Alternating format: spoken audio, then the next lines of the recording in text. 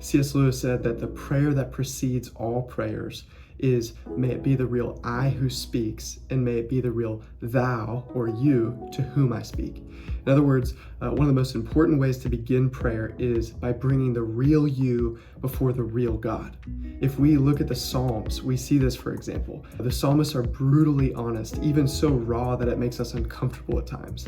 If we look at Jesus' own prayer life, he had a way of communing and connecting with his Father that was the real Jesus before the real Father. We'll look at that a little bit towards the end too. And so what gets in the way? What makes it difficult for us to be real in the presence of the real God? Well, I think most of the problems of prayer come down to really two things, two issues that we have. The first one is that we don't really know ourselves. And the second one is we don't really know God. What I mean by we don't really know ourselves is that we lack self-awareness. We don't know what we're thinking, what we're feeling, what we're wanting, what's really causing anxiety, what's really causing our pain or our fear or our anger. And so it's really challenging to bring the real us when we are wearing a mask or when we're oblivious to the fact that we're wearing a mask. And so the first issue is it's hard to bring the real us to the real God because we don't really know ourselves. The second one is that we don't really know God. And what I mean by this is we don't really comprehend or apprehend even the heart of God for his people. Jesus is constantly in the Sermon on the Mount trying to persuade and convince his disciples to be people of prayer because he's saying things like, your Father knows what you need before you ask him.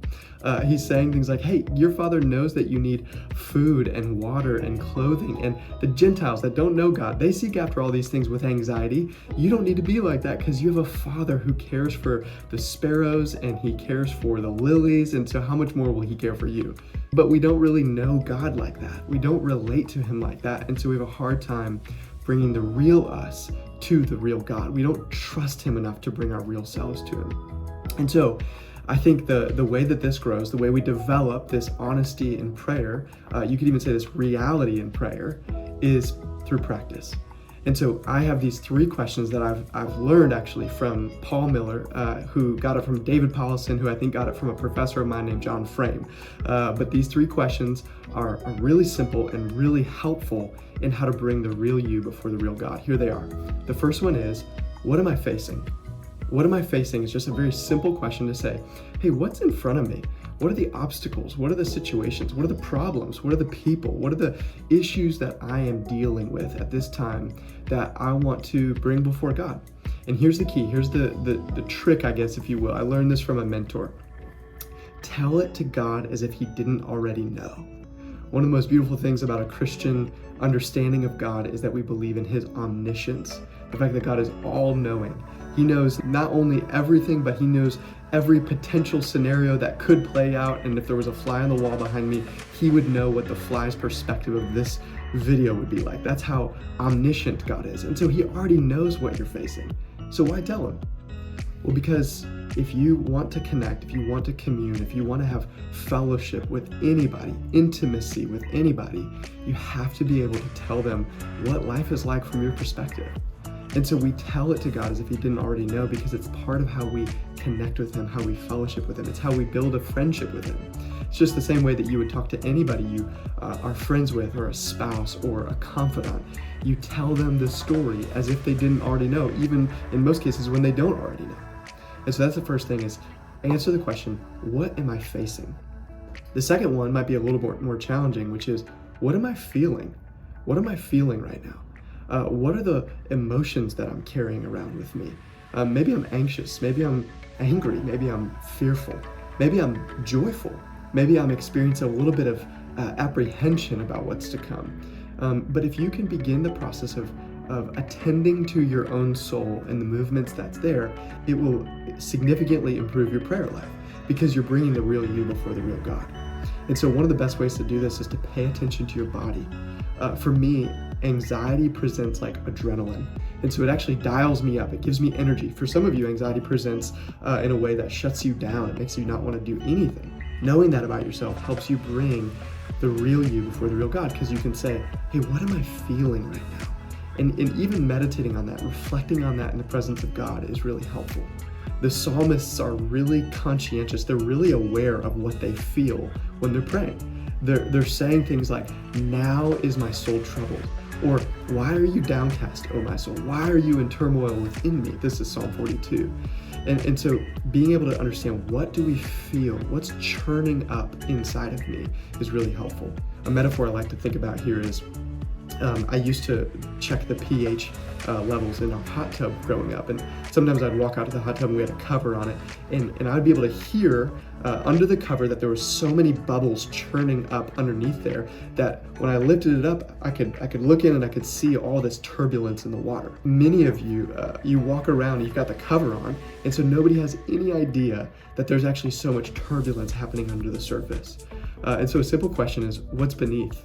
This is a question to figure out, what am I feeling right now? Is to ask yourself, whoa, I acted in a certain way. I reacted or responded in an interesting way. I wonder what's beneath that.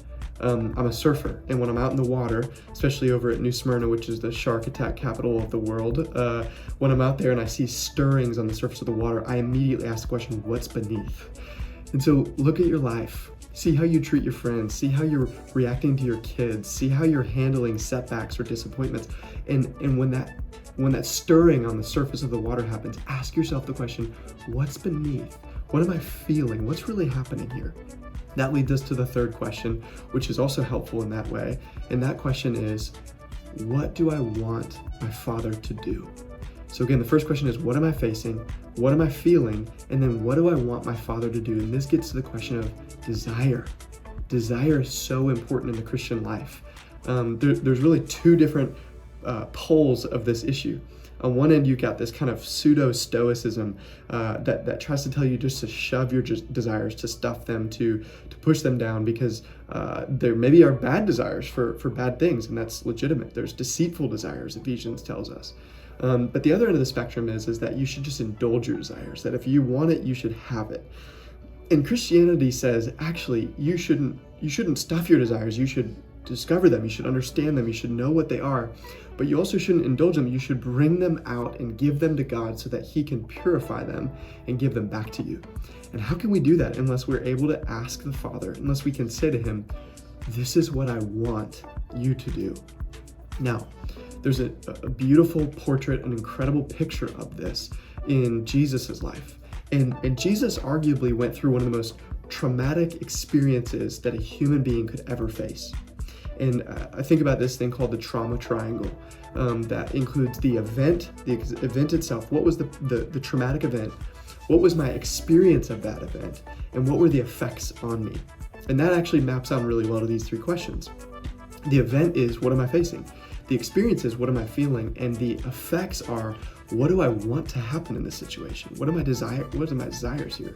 And so the trauma triangle is really helpful to kind of work out the ways in which we can bring our woundings to the Father in prayer as well. So back to Jesus, experiencing maybe the most traumatic event in human history when He goes to the cross. And before He goes to the cross, He's in the Garden of Gethsemane, and He's with His disciples there. And there's this scene, I believe it's in John 13, where Jesus tells His disciples, He says, now is my soul troubled. Okay, so Jesus knew what He was feeling. He knew what was going on beneath the surface. And then Jesus goes away and He prays to His Father. And one of my favorite verses in all of Scripture is Mark 14:36. Jesus gets down, he gets before the Father, and He brings the real Him before the real God. And He says this, Abba, Father, all things are possible for you.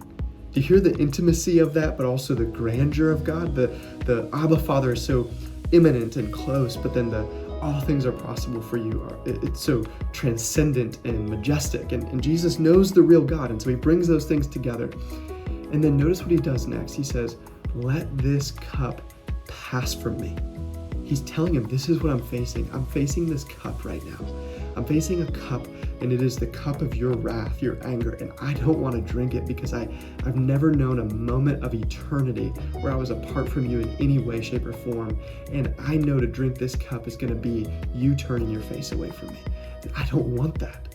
He said, let this cup pass from me. So He's telling God His desires. He's telling Him, what do I want my Father to do? I want my Father to let this cup pass. I want Him to remove this cup from me. That's the words He used. But He ends by not only naming His desire, but surrendering His desire when He says, yet not my will, but yours be done. Yet not what I will, but what you will. And so you can see Jesus actually, he knew what he was facing and he brought that to the Father. He knew what he was feeling. He actually told his disciples, now is my soul troubled. And he knew what he wanted his Father to do, which was to pass this cup by him. But he's willing to surrender that desire in prayer as well by saying, not my will, but yours be done. And so because prayer is to the soul what breathing is to the body, learning how to bring the real me to the real God is one of the most important things you can do in the life of faith.